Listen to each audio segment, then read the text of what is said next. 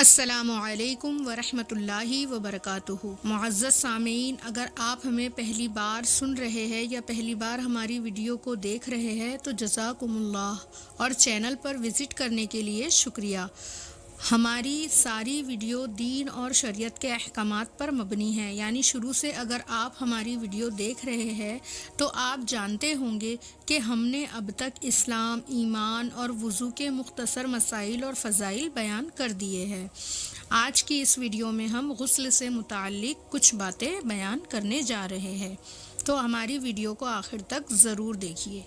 تمام جہاں کی تعریف اس پاک پروردگار کے لیے جس کے قبضۂ قدرت میں ہماری جان ہے، جو خلاق کائنات ہے، اور درود و سلام نازل ہو ہمارے پیارے آقا محمد مصطفیٰ صلی اللہ علیہ وسلم پر، کہ جو وجہ تخلیق کائنات ہے، کہ اگر ہمارے رسول نہ ہوتے تو یہ دنیا، یہ سارے جہاں، یہ عالم نہ ہوتے۔ سبحان اللہ۔ تو ناظرین، آج ہم غسل کرنے کا طریقہ جانیں گے کہ غسل کرنے کا سنت طریقہ کیا ہے۔ دیکھیے، ہم پر کسی بھی طریقے کا غسل فرض ہو یا واجب ہو یا مستحب ہو، تو اگر ہم سنت طریقے سے غسل کریں گے تو ہمیں ثواب بھی ملے گا اور سارے فرائض بھی ادا ہو جائیں گے۔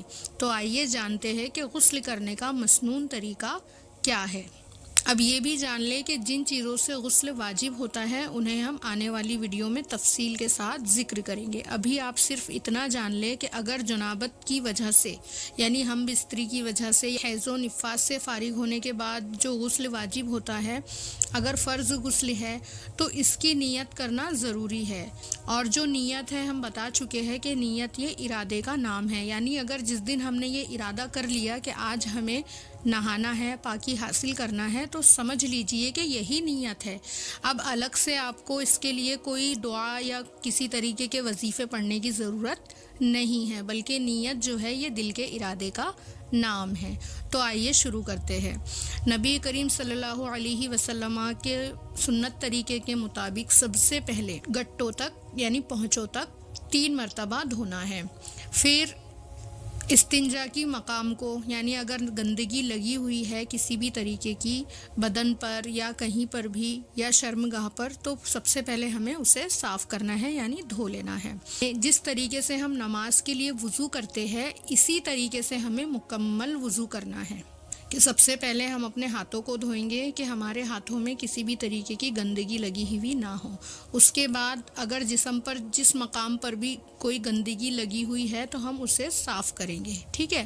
اس کے بعد پھر ہم نماز کے جیسا مکمل وضو کریں گے۔ یہ جان لیں کہ جو غسل ہے اس کے 3 فرض ہے، جس طریقے سے وضو میں 4 فرض ہے، کہ اگر ان میں سے کوئی ایک بھی دھونے سے رہ گیا یا ہم نے احتیاط نہیں برتی تو ہمارا غسل مکمل نہیں ہوگا، اور اگر غسل نہیں ہوگا ناظرین تو پھر ہماری نماز نہیں ہوگی، کیونکہ نماز کے لیے بھی طہارت شرط ہے، پاکی شرط ہے۔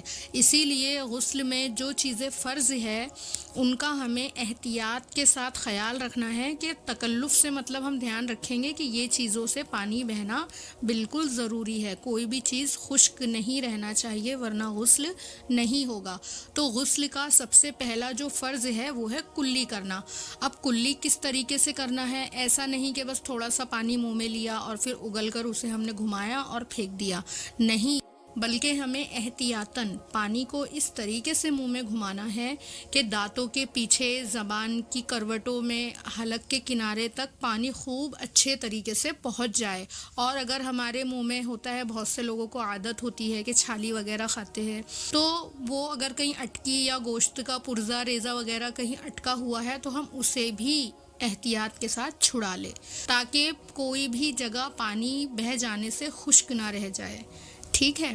اور دوسرا فرض ہے ناک میں پانی چڑھانا، یعنی اس طریقے سے پانی کو سونگھنا کہ پانی ناک کی نرم ہڈی تک پہنچ جائے، یعنی جو ہمارا ناک کا نرم حصہ ہے وہاں تک پانی پہنچ جائے۔ احتیاط کے ساتھ، ایسا نہ ہو کہ پانی کو ہم نے سونگھا اور پانی اوپر تک چڑھ جائے، نہیں، بلکہ وہ دقت ہو جائیں گی۔ ہمیں پانی کو اس طریقے سے سونگھنا ہے کہ پانی محض ناک کے نرم حصے تک پہنچے۔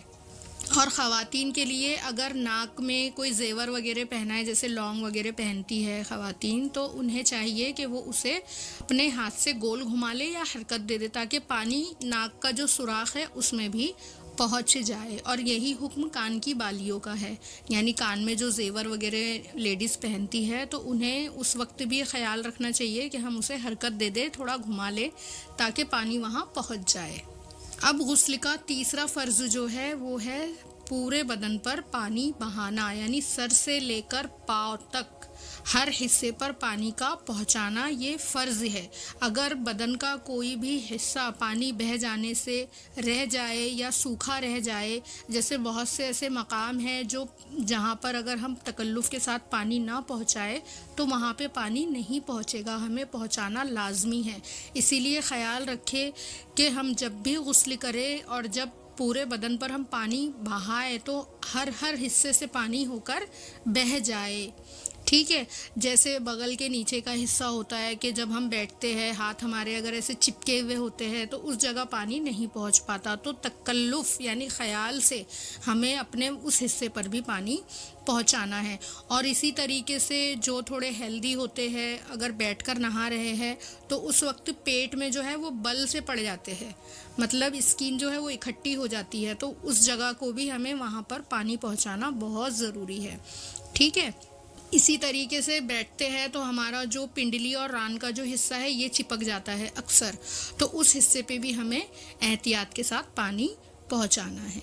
بہتر طریقہ تو یہی ہے کہ جب ہم غسل کرنا شروع کریں تو سب سے پہلے نماز کے جیسا وضو کر لے، اور اس میں کلی احتیاط سے کرے تاکہ غسل کا پہلا فرض ادا ہو جائے، ٹھیک ہے۔